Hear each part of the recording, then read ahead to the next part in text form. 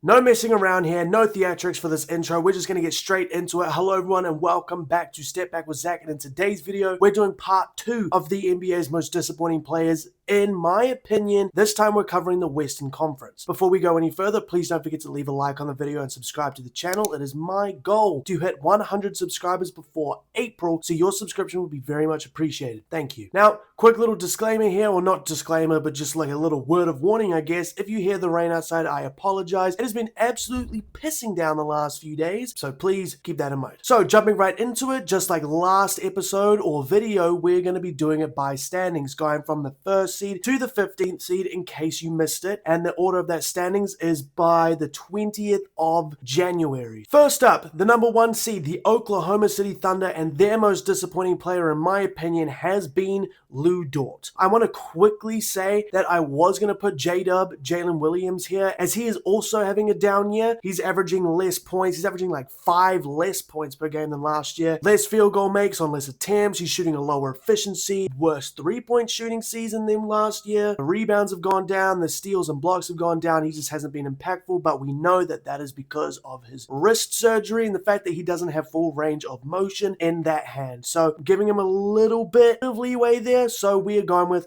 Lu Dort. Now, many of you know how I feel about Lu Dort. He's been terrible this year. I made a Thunder video recently and I talked about him an awful lot in that one. He's just been awful. He's averaging 8.2 points per game, which is the second lowest of his career, on a terrible 38.8% field goal percentage, which is the second lowest since his sophomore year, and a terrible, absolutely stinky, absurdly bad 32.8% from 3, which is the second lowest of his career, the first being his rookie year. Just terrible stuff. He's also averaging the lowest minutes per game since his rookie year, and it finally seems like Coach Mark Daigneault has figured out that Lu Dort isn't actually all that in a bag of chips. He's just a big, stocky dude who runs around a lot, flails his arms around everywhere, flops, and throws the ball a million feet into the sky and hopes that it's going to go down. So his defensive impact has not been where it has been. Although the defensive rating is technically the best of his entire career, it is a product of his surroundings. When you are surrounded by that many incredible defenders, you are going to become a product of that. Lu Dort is still a good defender, don't get me wrong, but in my opinion, he hasn't been where he has been in the past few years. The team is also slightly better, both offensively and defensively, when he is off the floor. I think they're like a few points better. So, like I said though, I've talked about Lu Dort previously. I'm not going to go too much in depth here. If you want to know my honest thoughts about Lu Dort, go check out that recent Thunder video that I posted. Next up, the number 2 seed, the San Antonio Spurs. We have Harrison Barnes. And this one hurts because, and you guys know, the San Antonio Spurs are my team. I absolutely love them. So I watch every single game. Every single one. Harrison Barnes started the year so well. 13.3 points per game on 49.7% from the field and 44.1% from 3 while being the best corner 3-point shooter in the NBA. He had an incredible start. Since then though, in his last 21 games, he's averaging 9 points per game on 37% shooting and 28.7% from 3. And since the Cup, since Vegas, this has been even worse. 34.1% field goal percentage, 25.3% from 3, averaging 7.8 points per game. So he really started off well. If you guys watch the Spurs and their commentary crew, Sean Elliott would always call him Mr. 100%. We have not been hearing that anywhere near as frequently as we did towards the start of the season. However, in total or an average for the whole season, Harrison Barnes is averaging 11 points per game, which is the lowest since he was back on the Warriors in 2014-2015 season on 43.4% field goal shooting, which is the lowest since the 2017-2018 season. Nope, since the 2018-2019 season, and 36.5% from 3, which isn't terrible. It's also not great, but this is the lowest since the 17-18 season, with a very league average 58.1% true shooting on basically the exact same volume as the last 3 seasons. He's shooting 39.6% from the corner from 3 over this whole season, so he's still fairly okay there, but I can guarantee you that number was drastically higher. Still a solid defender. He just can't really shoot at the moment. He's getting less play time than he has been. Harrison Barnes, I really hope you find that rhythm again soon. Next up in the number 3 seed, we have the Denver Nuggets, and their most disappointing player in my eyes has been Cam Johnson. Cam Johnson is currently averaging the 3rd lowest points per game of his career at 11.7. The only other 2 seasons lower than that were his first 2 years in the NBA. On very, very little volume, while playing over 30 minutes per game, he is down 7 points per game than he was last year. And being traded for Michael Porter Jr. and seeing what Michael Porter Jr. is doing over there in Brooklyn, and the fact that Cam Johnson wasn't even doing that over there, just really, really hurts if you're a Denver Nuggets fan. He is injured at the moment, but even when he wasn't injured, I think he literally only had one good game. And for those of you who disagreed with me saying when I posted that video ages ago, it was one of my first videos, it was the hard truth about the Denver Nuggets. Some of you guys said that I was out of my mind by saying that Cam Johnson would not be better than Michael Porter Jr. And look who was right. I know what I'm talking about. Cam Johnson has just not been there. Michael Porter Jr. is doing more for the Nets than Cam Johnson ever did, and Michael Porter Jr. did way more for the Nuggets than Cam Johnson has done in the same amount of time. It's just not great. Cam Johnson, second worst defensive rating of his entire career. Only season worse was last year with the Brooklyn Nets, and we know how piss poor, god awful they were last year, and he's terrible in the mid-range, shooting 26.5% from there. Just not the pickup that the Denver Nuggets wish that he was or thought that he was going to be. Next up, the 4 seed, we have the Minnesota Timberwolves, and this one was a little bit hard because the Timberwolves have really, really surprised me, and as much as I want to say it's Rudy Gobert because I don't like Rudy Gobert, I can't deny his defensive impact. That dude has been insane on that end. Not Defensive Player of the Year worthy,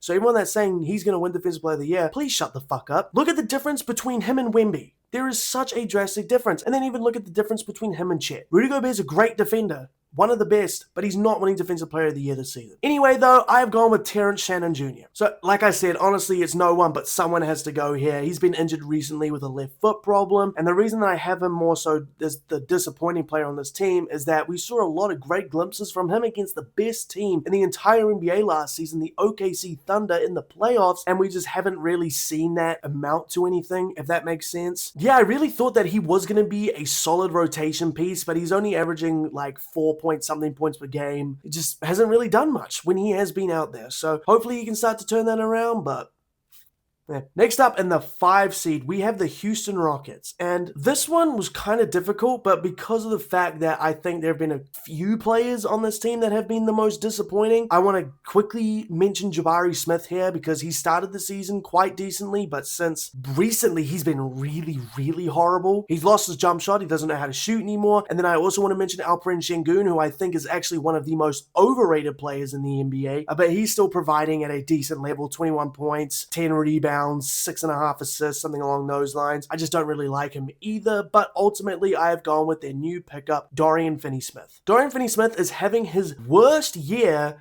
by an absolute landslide in God knows how long, probably of his entire career. Keep in mind, he is coming off ankle surgery. He's averaging 3 points per game on 29.7% from the field and 27.6% from 3. Both career lows by a significant margin on a minus 15% league average, 43.1% true shooting on the lowest field goal attempts and minutes per game of his entire career. He has only played 11 games this year, so it's quite a small sample size, but even if we round this up to per 36, it is still the worst per 36 numbers of his entire career. He just hasn't been the player that we saw with the LA Lakers last year, where he was an excellent 3-and-D player, but technically the team is better defensively with him on. However, they are drastically worse offensively with him on the floor, being 7 points worse. So Dorian Finney-Smith, I hope you can turn it around because I did really like you last year. I still like you now, but just got to get that jumper back, man. Next up in the number 6 seed, we have the LA Lakers, and their most disappointing player in my eyes could have been one of 2 players. It was either DeAndre Ayton or this guy. I have gone with Jake LaRavia. Although Jake LaRavia is having one of his better seasons, he has been so inconsistent. He will have games where he'll score in the high teens or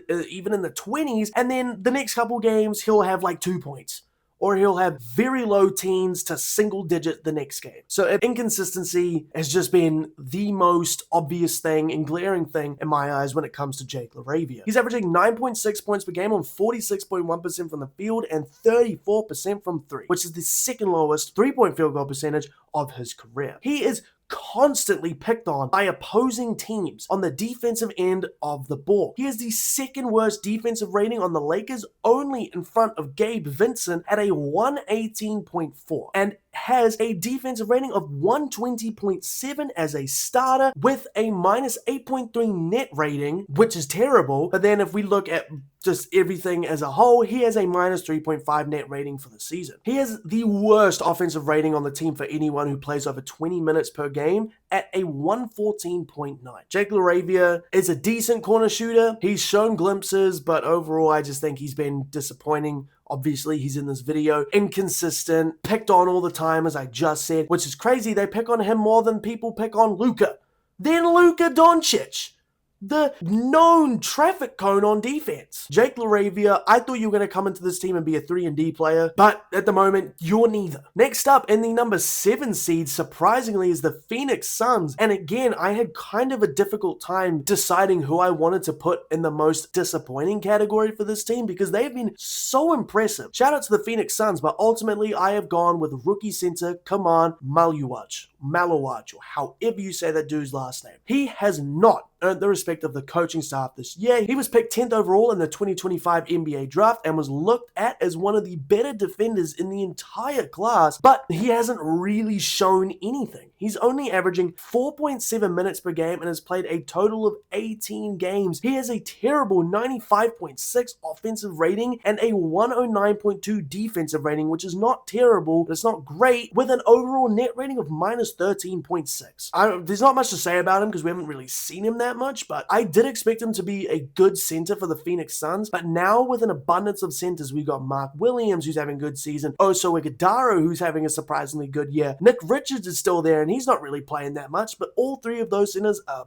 going to be played over Kaman Maluach, and with him not earning much respect and not doing well in practice time, which has been said earlier in the season, by the way, it's just been disappointing. I wanted to see him out there, the Duke boy, but yeah, whatever. Next up, the Golden State Warriors. And this team overall, prayers up to Jimmy Butler, by the way, just got diagnosed with a torn ACL. He's going to miss the entire rest of the season. But there are two players here that I have gone with, and I couldn't decide between these two, so I've included them both. And those two players are Brandon Podziemski and Draymond Green. We're going to start with B-Pods just because I expected a little bit less from him. But this year, this team has this dude valued way too high. I've talked about him at significant detail. He's just not done anything. The fan base hates him.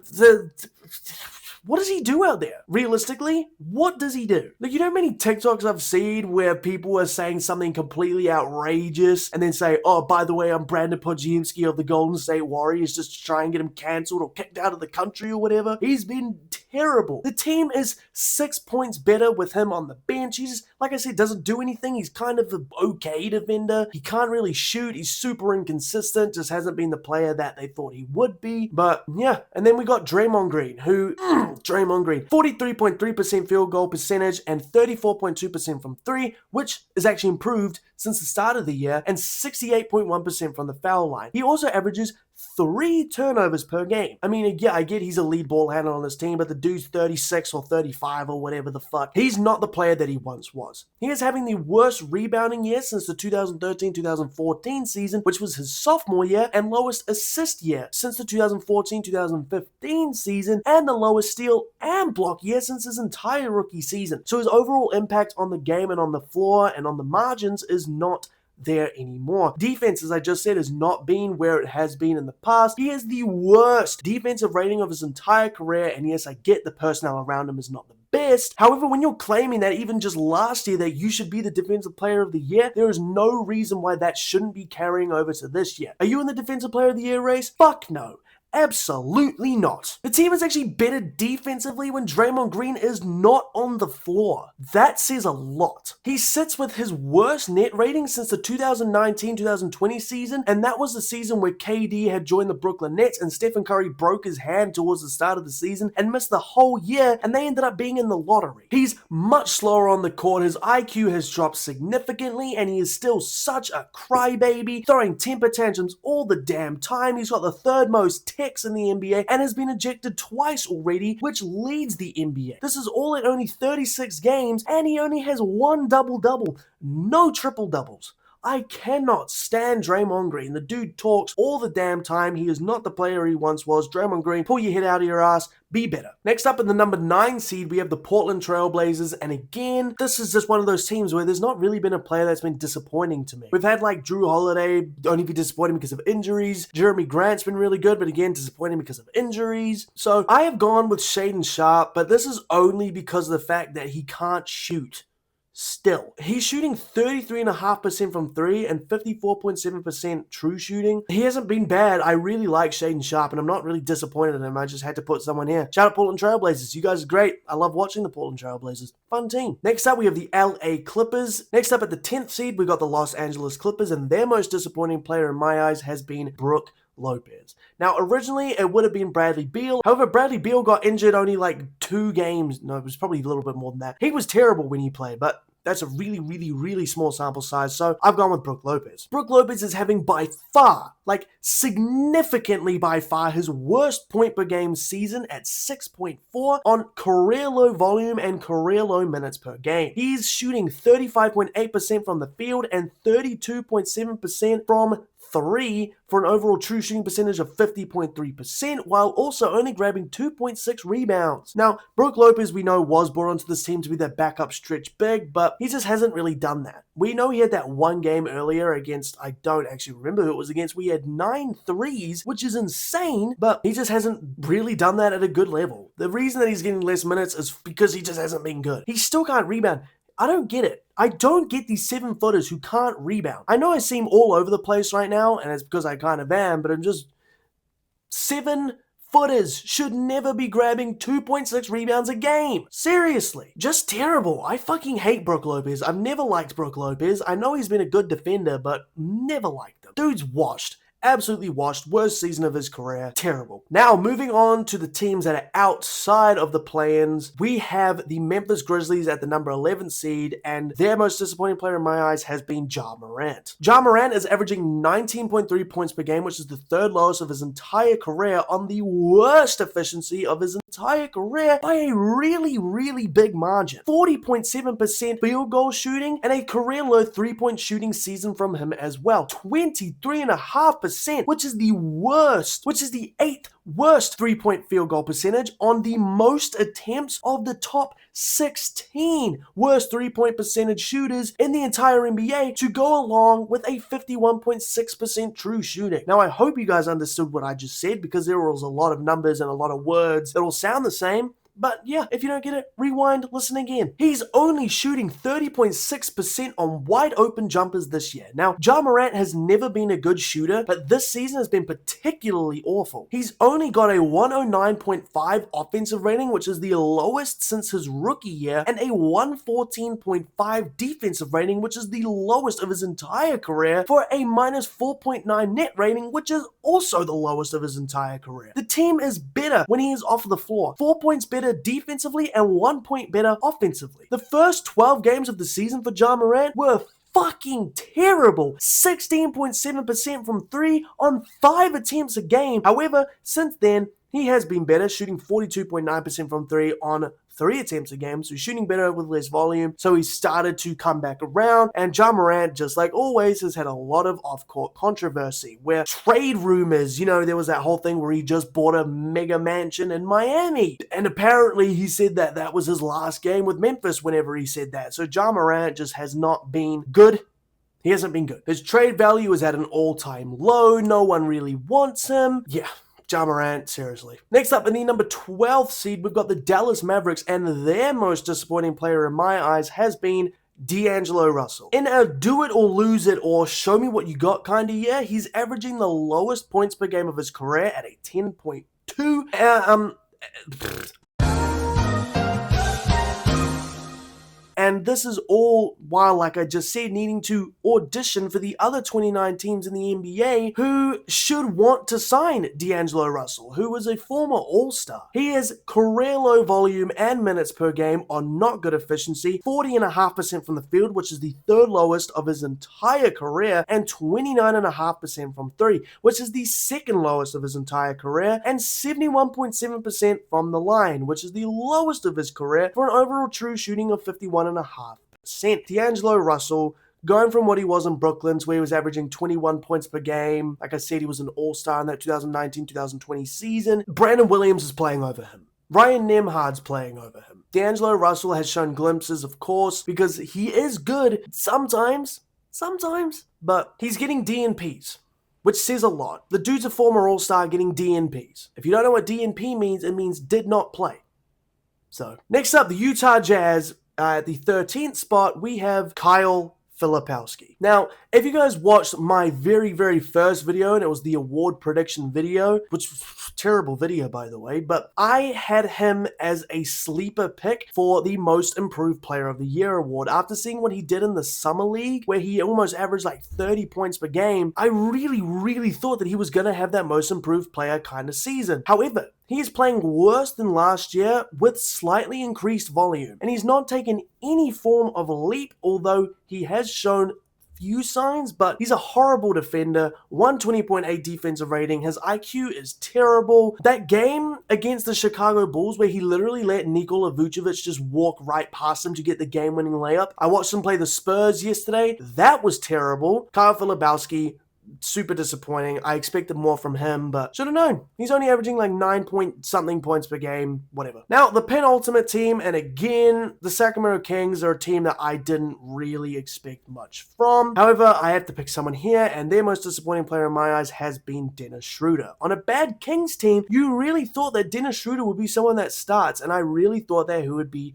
much better. He hasn't been worse than he was last year, but he hasn't gotten any better. He has the worst defensive rating of his entire career, which is not surprising because the Sacramento Kings are a crap defensive team, and has the third worst net rating of his entire career. He lost his starting position to an aging Russell Westbrook. Russell Westbrook is 36, starting over you. Dennis Schroeder, again though, like I said, the Kings are not a team I had any expectations for, so it's kind of hard to be disappointed in something that you never really expected to be good anyway. I do think Dennis Schroeder would be better on another team though. Houston, go and get Dennis Schroeder. Please. I think Dennis Schroeder would be great on the Detroit Pistons. I think Dennis Schroeder would be great on the Houston Rockets. Now, finally, we have the New Orleans Pelicans in the 15th seed, and again, one of those teams that I just didn't really have much expectations for, and the New Orleans Pelicans are really confusing to me anyway, because on paper, they should be so much better. Zion Williamson, who's actually playing one of the most stretches of games of his entire life, he's played like 21 straight, which is like the third most, which is crazy. Trey Murphy, who's having a career year, he's been incredible. Herb Jones, who's a really solid defender. Derek Queen, who's a sneaky Rookie of the Year candidate. Jeremiah Fears, who's been really impressive. It's crazy that this team is as bad as they are. They are the second worst team in the NBA, only behind the Indiana Pacers. However, I have to pick someone here. I'm going Zion Williamson. He just hasn't really taken that jump. He's still averaging like 22.5 points per game. Zion Williamson is obviously not going to be the player we expected. However, coming into the year, I was so high on Zion. That weight loss, he looked really good. Talking about that he felt that he was in the best shape of his entire career, and I really bought into the Zion hype. However, he still missed significant time this year. Hasn't shown any signs of improvement. Sorry to be lame again for this, like these last few teams, but yeah, I really like the Pelicans. I enjoy watching them even though they are terrible, but yeah, Zion's probably my most disappointing player here. Anyway, that is all from me for this one. Let me know if you guys agree with some of my picks here, or if you think someone is more disappointing for a certain team. Let me know. But like I said in the intro, please don't forget to leave a like on the video and subscribe to the channel. And as always, I'll see you in the next one.